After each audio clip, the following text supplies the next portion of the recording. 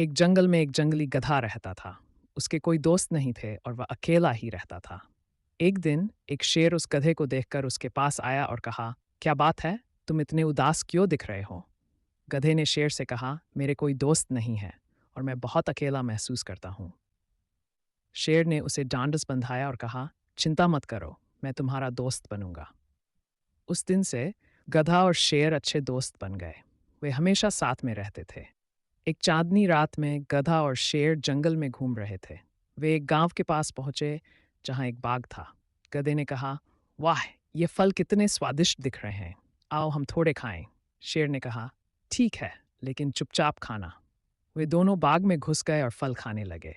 खाने के बाद वे एक पेड़ के नीचे लेट गए। गधे ने कहा, यह तो बहुत स्वादिष्ट था, लेकिन आज रात कुछ कमी महसूस हो रही है। शेर ने पूछा, क्या कमी महसूस हो रही है?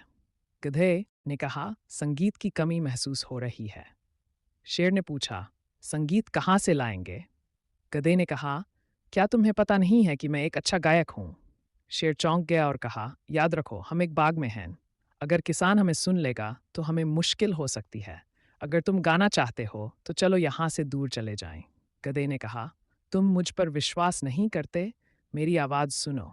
शेर ने महसूस किया कि गधा उसकी सलाह नहीं मानेगा, इसलिए वह एक पेड़ के पीछे छिप गया। गधे ने अपनी गर्दन उठाई और जोर से गाने लगा, ही हाव, ही हाव।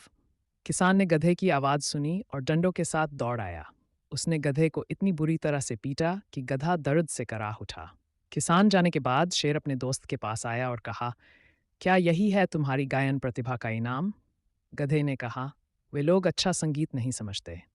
शेर ने कहा, यही होता है जब तुम एक अच्छे दोस्त की सलाह नहीं मानते। मुझे आशा है कि तुमने एक सबक सीखा।